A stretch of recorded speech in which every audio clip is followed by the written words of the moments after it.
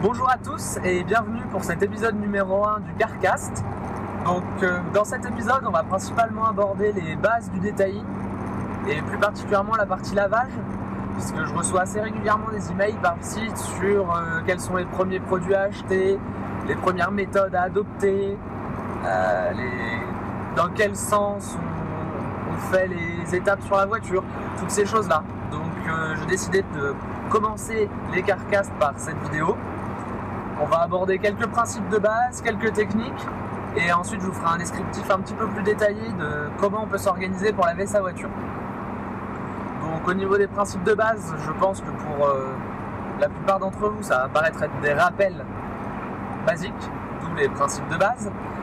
C'est-à-dire, on ne lave pas sa voiture en plein soleil ou quand elle est chaude, pour une question d'évaporation principalement, puisque si vous commencez à la laver en plein soleil, avec votre eau du shampoing et qu'elle a le temps de sécher, le shampoing va vous faire des traces, il va falloir la remouiller, il va falloir frotter, ça va être compliqué. Donc autant faire ça tout de suite à l'ombre ou sur une voiture froide, au moins votre shampoing sèche moins vite, vous avez plus de temps pour la rincer derrière.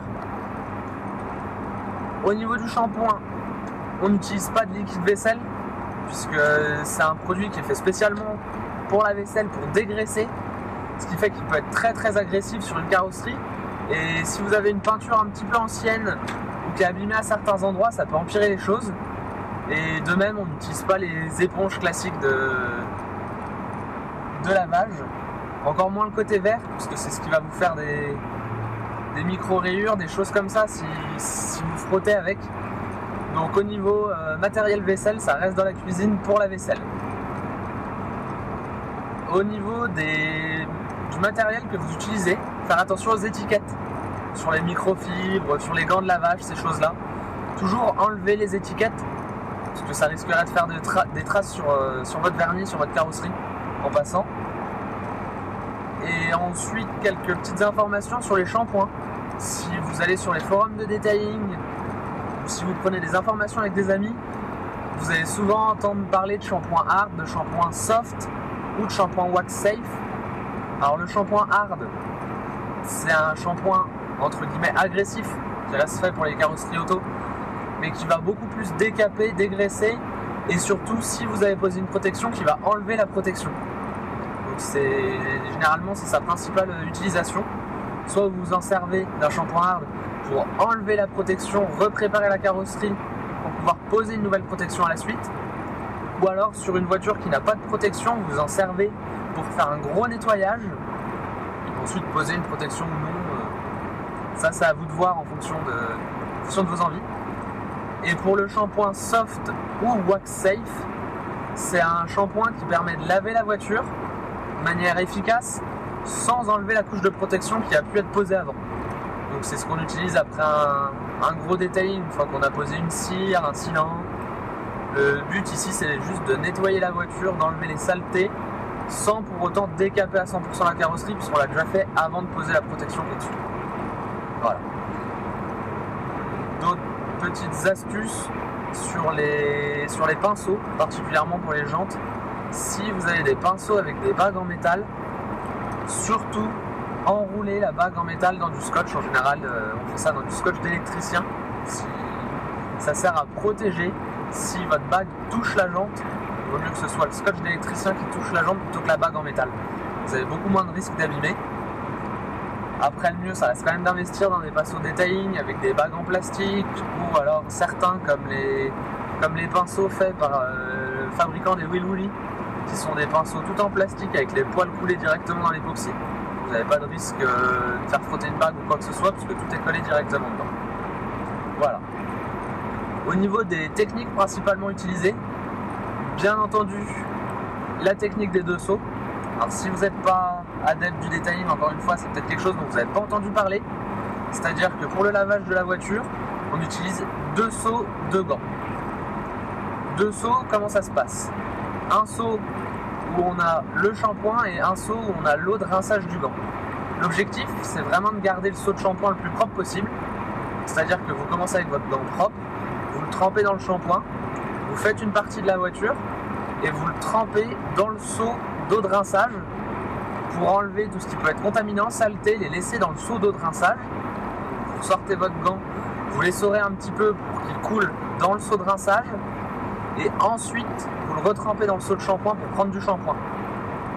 Là, le gros avantage, c'est que les contaminants restent dans le seau de rinçage, votre seau de shampoing est toujours propre, donc l'eau que vous utilisez, le shampoing que vous utilisez sur la carrosserie reste propre. Vous ne faites pas de transfert de contaminants, c'est-à-dire de la carrosserie au seau et de nouveau du seau à la carrosserie. La meilleure solution ensuite, c'est d'avoir 2 grilles dans chaque seau, donc Scratchy, Gripguard, c'est 2 marques différentes, mais la fonction reste la même, c'est-à-dire que c'est une grille qui est à 5-7 cm de fond de votre seau, appuyé sur des petites pattes, pour que les contaminants passent au travers de la grille et restent au fond du seau, que vous ne puissiez pas les prendre avec votre gant quand vous trempez votre gant, et que vous cassiez un peu le courant qu'il peut y avoir au fond du seau pour pas que toutes ces saletés remontent. Après, voilà, tout ça c'est les principales informations sur la méthode des 2 seaux. Les 2 gants, ici c'est plus une question de hauteur de carrosserie, c'est-à-dire que généralement, quand on lave sa voiture, on fait une différenciation au-dessus et en dessous de la baguette de porte. Si vous n'avez pas de baguette de porte, vous imaginez, c'est à peu près mi-porte. Voilà. De toute façon, vous vous en rendez assez vite compte en la lavant. C'est-à-dire que la partie au-dessus de la baguette de porte, au-dessus mi-porte, est généralement bien plus propre que celle d'en dessous. Simple question de logique, voilà, au niveau des roues, au niveau du mouvement des saletés quand vous passez sur la route, toutes ces choses-là. Généralement, le bas de la voiture est plus sale que le haut de la voiture. C'est pour ça qu'on utilise 2 gants. Un gant pour la partie haute, qu'on pourrait considérer comme un gant propre, et un gant pour le bas, pour les parties sales.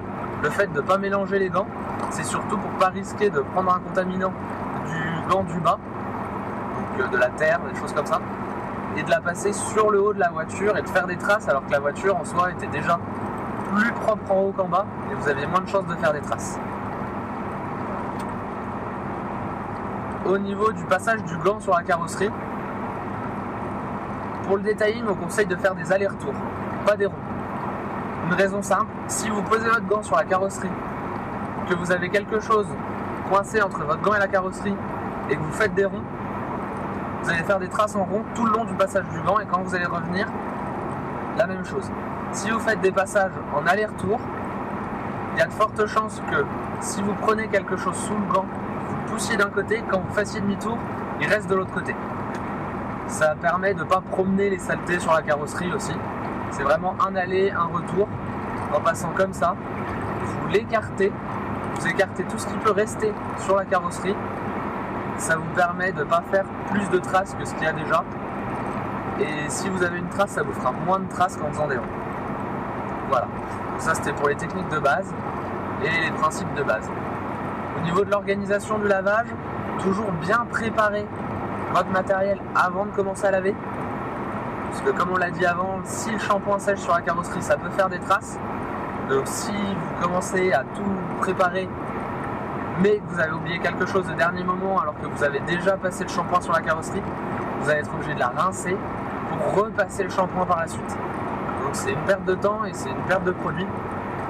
Parce que les produits de detailing, c'est pas ce qui coûte le moins cher aujourd'hui, donc c'est important aussi d'économiser.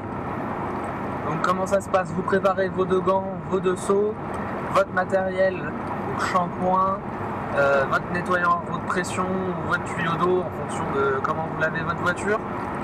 Vous la positionnez à peu près à l'ombre. Vous la rincez une première fois pour enlever tout le plus gros de la carrosserie.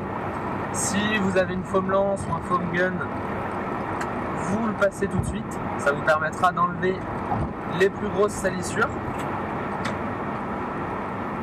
Vous la re-rincez si vous avez passé la foam lance ou le foam gun. Et généralement après on passe au bout, parce que c'est une des parties les plus sales de la voiture. Donc le mieux c'est de les faire tout de suite pour pas qu'il y ait de risque que ça éclabousse après sur la carrosserie propre que vous venez de faire. Donc là comment ça se passe? Comme la carrosserie, vous rincez vos jantes, vous sortez vos brosses, vos pinceaux. Si vous avez un 3e seau, ce qui est l'idéal, vous laissez toutes vos brosses dedans, histoire qu'elles prennent l'eau, histoire qu'elles soient humides. Vous pulvérisez votre produit sur les jantes. En fonction du produit que c'est, vous frottez tout de suite, vous laissez agir.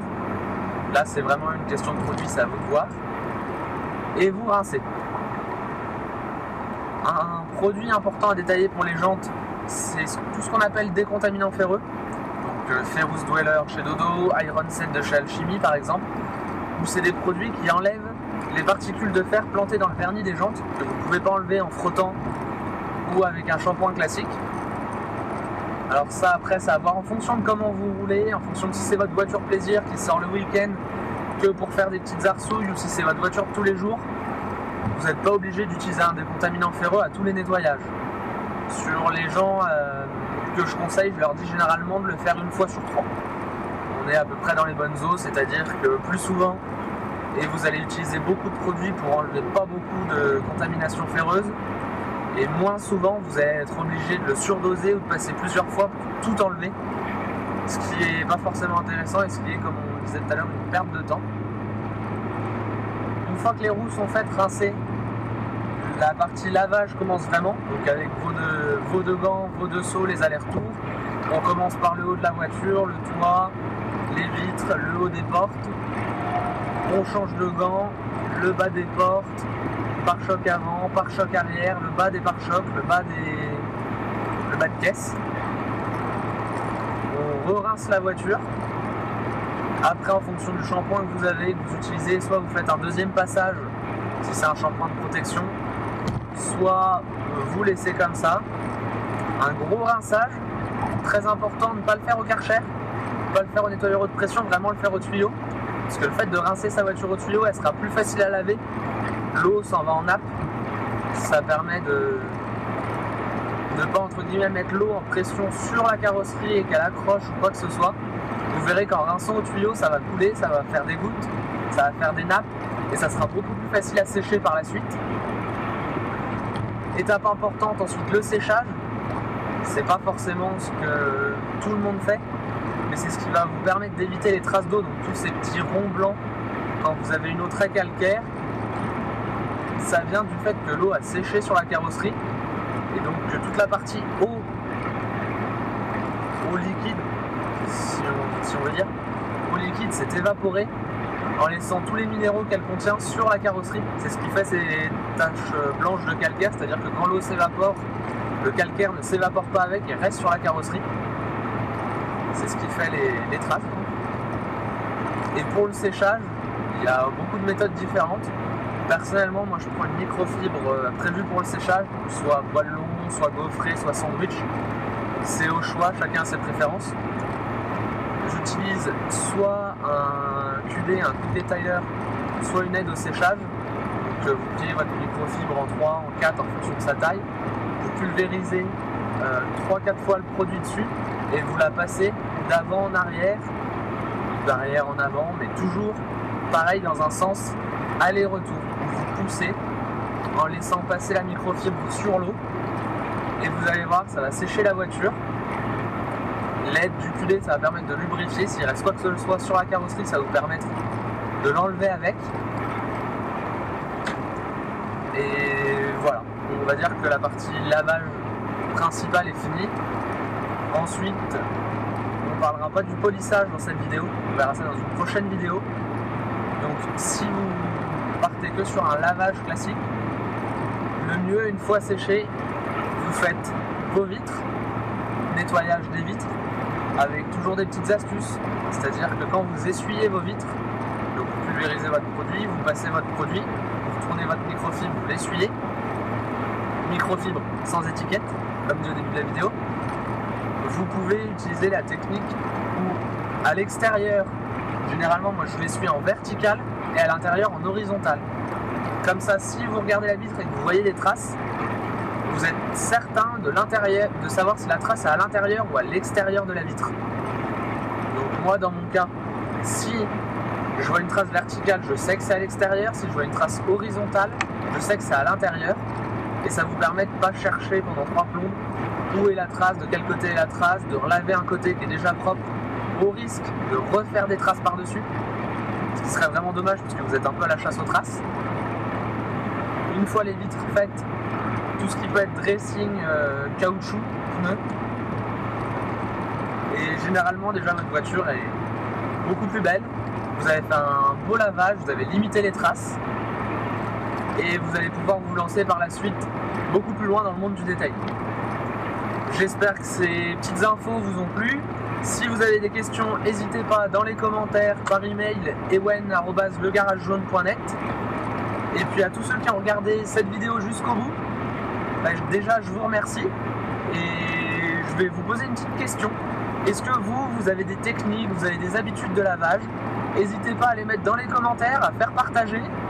Je prendrai le temps qu'il faut pour y répondre et je suis certain que ça pourra servir à d'autres personnes qui auront regardé cette vidéo. Voilà, merci à tous et à plus.